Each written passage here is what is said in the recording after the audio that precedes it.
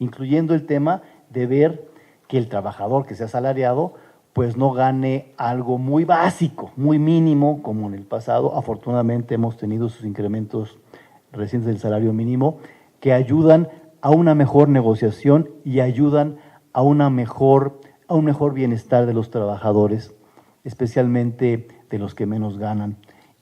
Yo le incluiría ahí un tema más allá de la ley, un tema de solidaridad mínima también, ¿no? Y el ejemplo que yo siempre pongo es cuando compramos estas pulseritas sobre todo son las señoras que están haciendo pulseritas en Chiapas, en Oaxaca, no sé qué.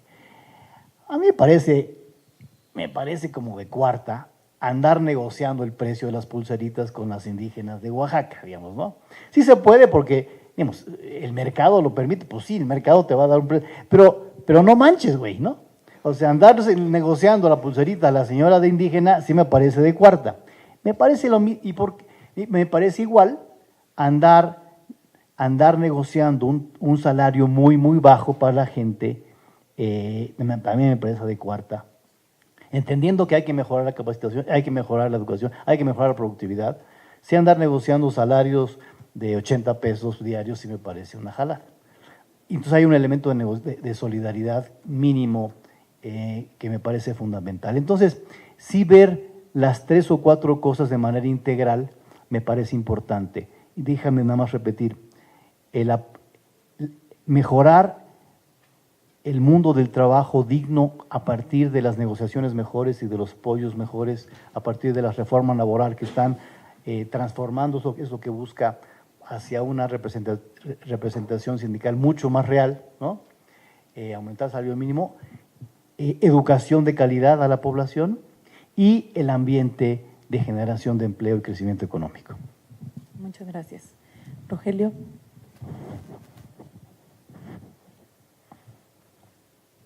Yo creo que tenemos mucho que hacer en el país para lograr romper todas estas estructuras que generan desigualdad y pobreza para quien trabaja. Porque de por sí tenemos pobreza crónica, ancestral, en el aislamiento, las comunidades indígenas, por décadas, hasta podríamos ir por siglos. Pero lo que hemos venido acumulando, digamos, déjenme decirlo así, en las zonas urbanas, aunque no solo, es una pobreza que se genera también desde el mundo del trabajo, lo cual es una gran contradicción hasta para el modelo económico. O sea, se supone que el trabajo es la vía.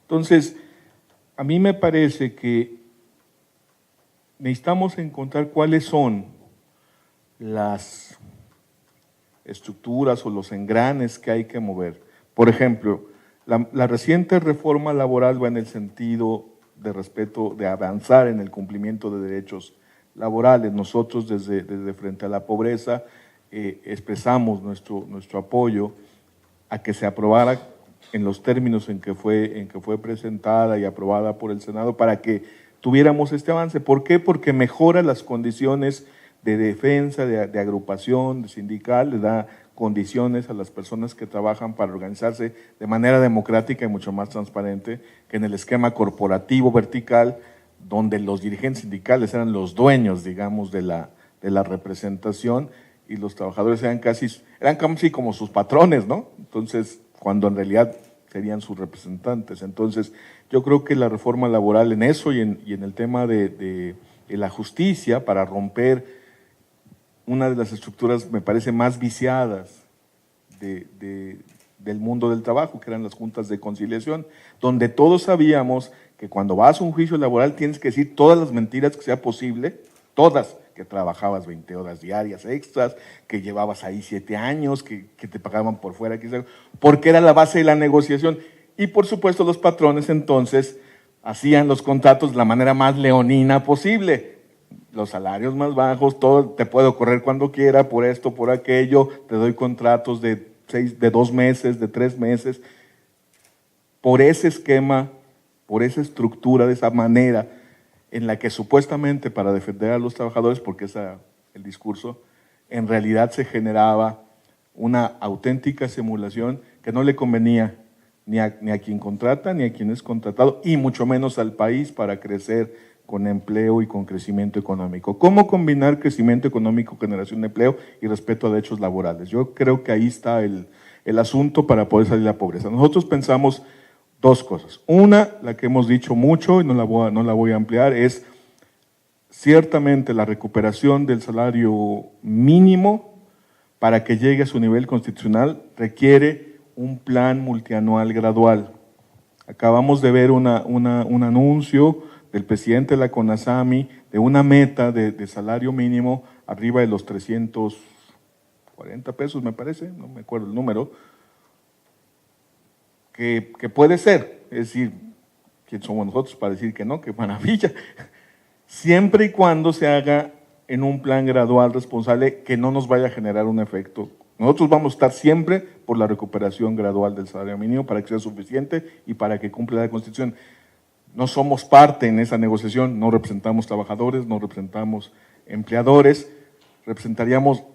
querríamos no representar, pero sí ser abogados, digamos, o promotores del cumplimiento del derecho al salario suficiente, a la remuneración suficiente, con el enfoque de derechos. Entonces, el plan multianual creo que sí nos ayudaría a cómo llegar a ese número o al que se acuerde por concertación, porque se va a requerir concertación y diálogo, con un plan mucho más claro, que además sea revisable, por supuesto, pero que ya tenga las metas fijas de tal manera de poder hacer previsiones de inversión, de política microempresarial a nivel concreto en cada fuente de trabajo, en cada rama, para poder ajustar. Entonces, el plan multianual.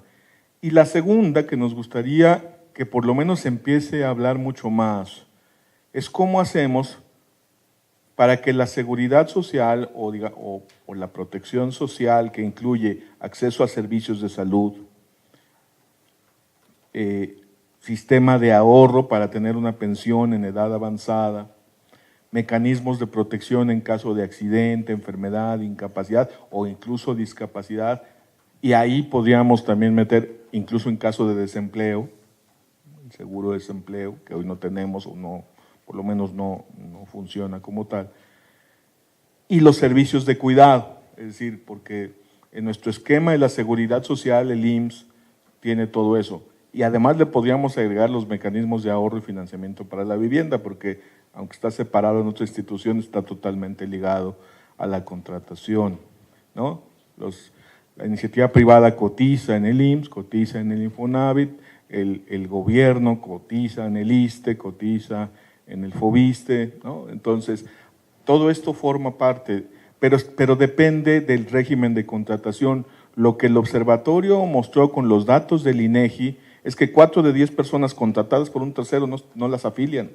Entonces, de hecho, los datos de Coneval es que casi el 57 en la última medición, 62 millones de personas, si no me equivoco, o algo así, presentan carencia por seguridad social. Pues sí, o sea, no solo son indígenas, rurales, campesinos que trabajan por su cuenta, o personas que trabajan en changarros, en vía pública, etcétera, o en talleres familiares, sino incluso personas que trabajan en empresas, que son contratadas por un salario y que no están siendo afiliadas. Entonces, la discusión sería,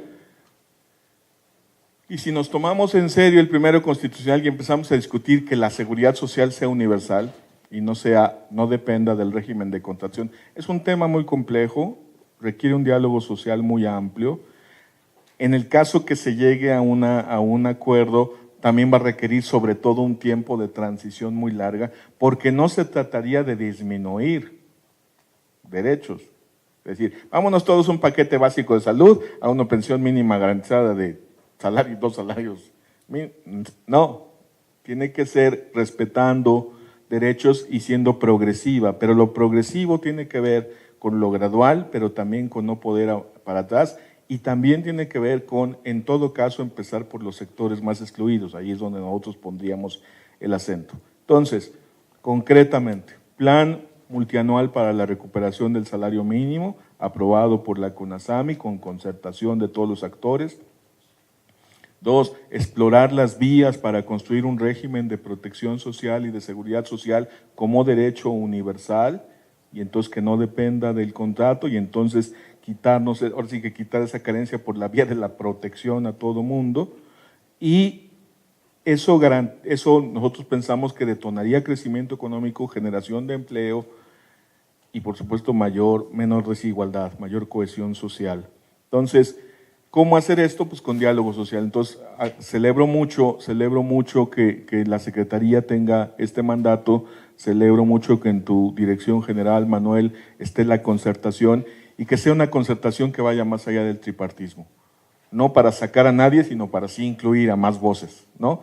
No es sacar voces, es incluir más voces, incluso del sector académico, me parece que sería muy benéfico.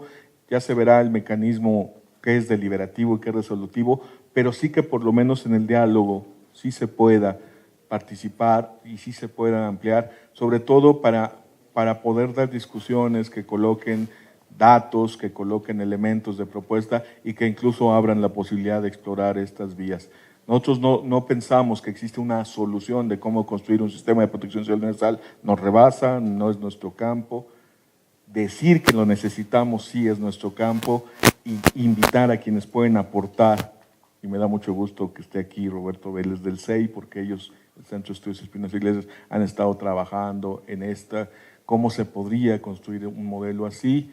También me da mucho gusto que esté aquí Almudena Meseguer de la CNDH, porque para nosotros la Comisión Nacional de Derechos Humanos ha sido una aliada en esta agenda del derecho al trabajo, digo porque es uno de los derechos, y fue muy importante, digamos, en sus documentos y su recomendación para el salario mínimo, y pensamos que puede acompañar el enfoque de derechos en esta discusión de políticas. Entonces, construir un sistema de protección social universal o explorar cómo construirlo, quizá esa sería nuestra invitación en este momento. Bien, pues en esta intervención todos dieron algunos de los elementos que creen que son importantes para la estrategia, y tú mismo nos decías que de alguna forma hay unas nuevas bases sobre las cuales de alguna forma una nueva línea de inicio para poder comenzar en esta larga carrera por lograr el trabajo digno. Y ahora me gustaría que pudieran ahondar en cuáles son las acciones más inmediatas que se tienen que tomar en aras de que esta estrategia pueda funcionar, y cuál es el papel de la Secretaría en estas acciones inmediatas para poder lograrlo. Gracias. Bueno, sin duda es una pregunta compleja y nos llevaría mucho tiempo poder desarrollarlo, pero diría más o menos en la lógica que Gonzalo expresaba, es que sí es cierto que desde que está Coneval, pues las cifras son un poco más reales en cuanto al nivel de pobreza y de evolución que tiene la economía en este rubro del bienestar para el país, pero sí recordar que sí, en el 2000 recuerdo que de un plumazo nos quitaron 3 millones de pobres extremos, ¿no? Más por un cambio de metodología que por la misma realidad. Pero sí es importante esto porque son referentes que hay que tomar en cuenta, esta información es clave. Y en ese terreno, y hablando sobre la importancia de la organización, pensemos que a nivel de la tasa de sindicalización del país es pobre, tampoco hay datos muy reales, pero están entre el 12, el 15, 16% de la población económicamente activa, que es realmente un porcentaje muy bajo que está organizado. Y todavía si le añadimos que el 70%, 80% de los contratos colectivos que existen son de protección, o sea que ni siquiera los trabajadores saben que existen, ni siquiera saben que hay un sindicato en su fuente laboral, pues es un problema difícil para poder transitar a un ambiente de mayor exigencia, de mayor diálogo, de mayor negociación. Eso es lo que busca la ley, transparentar todo esto, ya no más contratos de protección, ya no más sindicatos de protección. Entonces tenemos que empezar a generar, esto también les cambia la vida a los empresarios, porque muchos nos los han dicho, preferimos pagarle a un líder que se haga cargo de los trabajadores a tener yo que estar lidiando con ellos, ¿no? Bueno, pues ahora eso ya cambió. Necesitamos realmente hacer auténtica la negociación. Hay cosas en la ley que van en ese sentido para hacer auténtica la negociación. Hay un certificado de representación que es bastante complicado, es una figura nueva en la ley. En el centro nuevo que se va a crear de Conciliación y Registro, participa como un consejo consultivo el INE, el IFAI y la Comisión de Derechos Humanos. O sea, es una cosa diferente que va a ir evaluando cómo funcionan los sindicatos y su relación con estos organismos. Se va a crear un consejo, que nos da la ley 45 días y ya van transcurridos por lo menos una semana, de que tenemos que integrar un comité para la instrumentación de la ley. O sea, hay actividades que son fundamentales y que tenemos que desarrollar ya. Se hablaba de la capacitación, también es otro rubro muy importante, pero la capacitación no funciona si no existen representantes auténticos de los trabajadores para que en los centros laborales se empiece a atender la problemática de manera muy decidida. Se han hecho políticas desde fuera con la SEP para certificar ciertas habilidades, pero la capacitación es más amplia que esta formación dual que vemos en la educación que dan las universidades y los centros laborales. La capacitación tiene que reconocer la experiencia de cada trabajador en su centro laboral.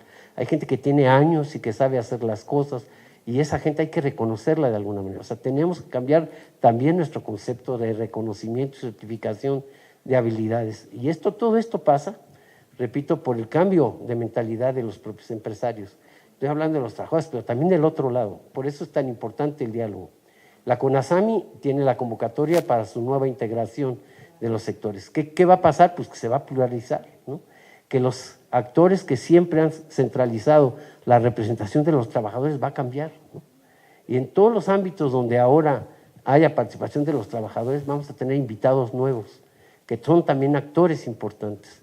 Entonces, esto que decía Rogelio es muy importante. Tenemos que incorporar nuevos actores al análisis de la problemática laboral, porque hay mucho que aportar ahí. Y algo que es clave y quizá tenga que ver con el cierre de esta misma mesa, que es la necesidad de observatorios. O sea, necesitamos que la sociedad civil se involucre. El mundo del trabajo es un mundo de trabajo que aunque tenga que ver con nuestra vida cotidiana, es incomprendido. La gente no entiende. Los sindicatos están mal vistos, la relación laboral lo hacemos por necesidad y aceptamos cualquier cosa. Entonces necesitamos empezar a cambiar todo esto. Y necesitamos hacerlo con la sociedad, acompañado de la sociedad, de las organizaciones de la sociedad civil, de las instituciones académicas. Necesitamos generar realmente un gran movimiento a favor del trabajo, porque yo coincido, quien trabaja no debe ser pobre. Entonces, tenemos que hacer que el trabajo sea la fuente de bienestar, la fuente de paz social, ¿no? O sea, ahí debe estar. Bien, pues entonces entenderíamos que un primer paso en esta carrera es el diálogo, pluralizar el diálogo, lo cual y los observatorios, lo cual también me da mucho gusto, porque va mucho al tema y venimos entonces mucho al caso. Y entonces, Gonzalo, ¿cuál crees que es el papel de Coneval en estos primeros pasos? Y si tú agregarías algo más a lo que Manuel mencionó. Déjame retomar el tema de los observatorios, que por supuesto pues somos en parte figura en ese punto. Ya lo decía Manuel, si en el 2000 desaparecieron 3 millones de pobres, no sé qué, pues sí. Y Coneval empieza en 2006, por lo tanto, a partir de 2006, pues ya no desaparece nadie, a menos que esté bien medido. Por lo tanto, el poder observar las cosas y poderle dar a la sociedad, a los ciudadanos, al propio gobierno, especialmente al gobierno, los datos especializados, los datos que son de la realidad, para ver cómo vamos, me parece fundamental, ¿no? Me parece que no tener datos para ver cómo vamos es como andar en la oscuridad ahí y seguramente nos vamos a caer. Ver cómo va el salario, cómo va la generación de empleos, cómo va este indicador que yo decía que el Coneval va a dar a conocer el 16 de mayo, que lo hacemos cada trimestre. Ese dato y los datos del pasado, del futuro que vamos a dar a conocer, tienen que ver con 3 cosas bien importantes, así concretísimo, ¿eh? Va a tener que ver con cómo le fue a la creación de empleo en este último trimestre,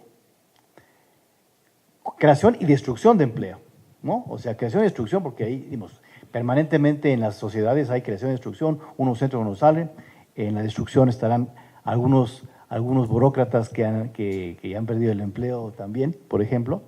Entonces, construcción y destrucción va a tener que ver con el incremento salarial del trimestre y va a tener que ver con la inflación del trimestre. Entonces, son tres cosas bien concretas.